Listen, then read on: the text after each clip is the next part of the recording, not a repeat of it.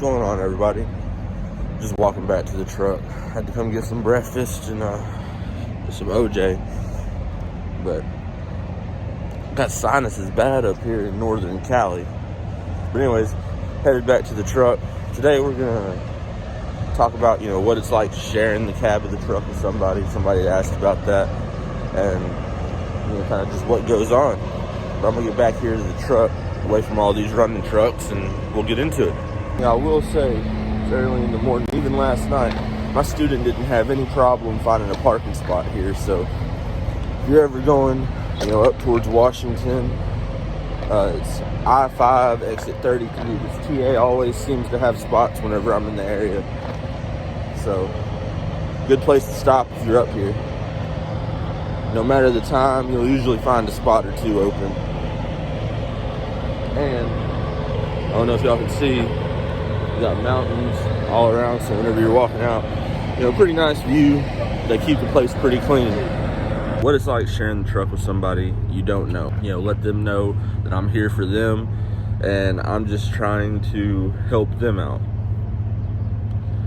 Now, it does suck because the whole privacy thing, you really don't have none. And then as far as showers, you're trying to line up, every other day, as soon, as much as you can. You're like, hey, let's go get a shower, go take your showers. You got two people shit on one truck, and I've had people that brought just enough stuff, and I've had people that brought way too much shit. And then, just how you run the truck and your rules and stuff. Like, I don't wear shoes behind the sleeper curtain. That's my house. That's where I sleep. I don't want shoes on my carpet back there. And, sometimes it's kind of trying because people forget, and you just got to remember, it's new to them too. So, everybody has to treat everybody with respect. Everybody loves everybody. We only have one rule on this team. What is that rule, Twiggy? ELE. That's right, ELE. What does ELE stand for?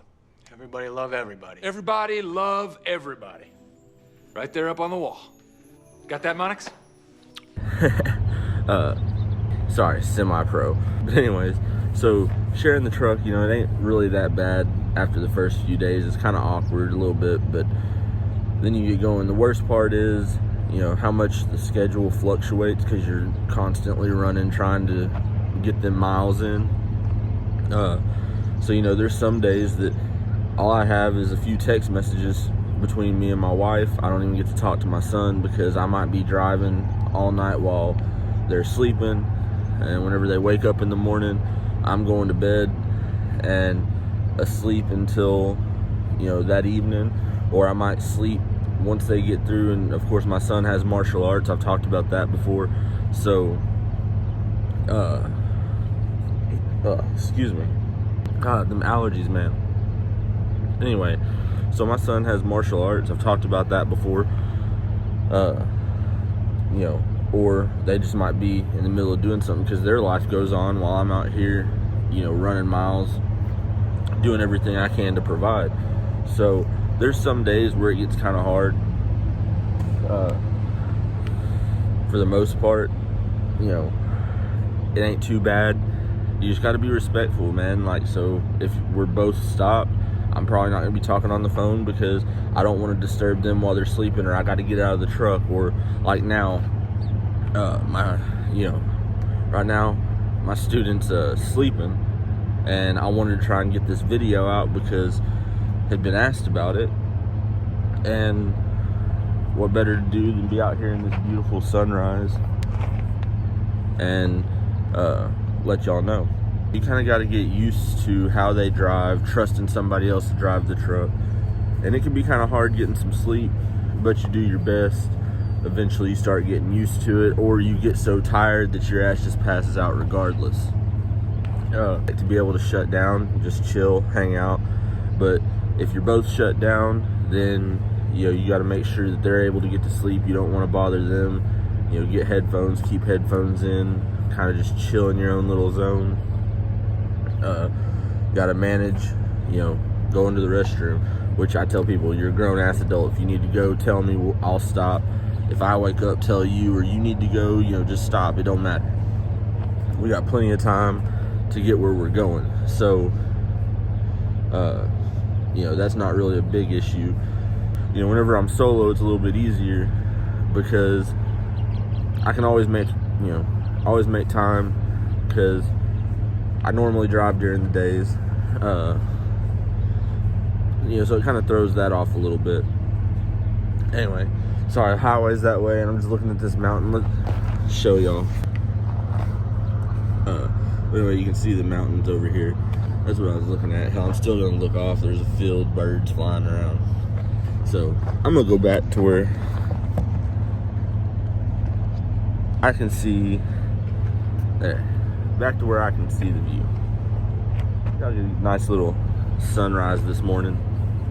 But anyway, so you know, it can be difficult sharing the truck. You don't get that privacy. You don't get to do whatever you want to do when you want to do it. If we're both stopped, you know, it's mainly text messages, because I'm not trying to talk on the phone, be loud, disturb them while they're trying to rest.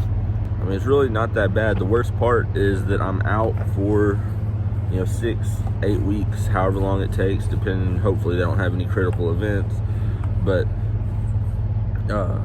just being away and, you know, going to sleep at different times, schedule's always fluctuating pretty wildly, and trying to stay on these team loads. The biggest issue is end up being out here longer, because I don't, unless they need home time, I don't take home time until we get through with our miles. Now, my student now, he just told me that he'd like to take some home time before he upgrades, so I'll get that set up with my fleet manager, and we will go from there and get it. You know, he wanted to go home for at least 6-7 days, so we'll go home a week. Ain't no problem with me. By the time we get through, we'll be out here, I think, about 5 weeks. So it's about time for me to go home normally anyway, whenever I'm solo. And I do take home time in between. I take about 2 weeks off whenever they get through, before I pick up another student. Here recently, I've been going back to back, go home a couple weeks, pick up another student, and then keep on going. This time I am gonna go home for a week whenever we get through, or I might take, this is my week, whenever we get through with these miles. We'll come back out here till he upgrades.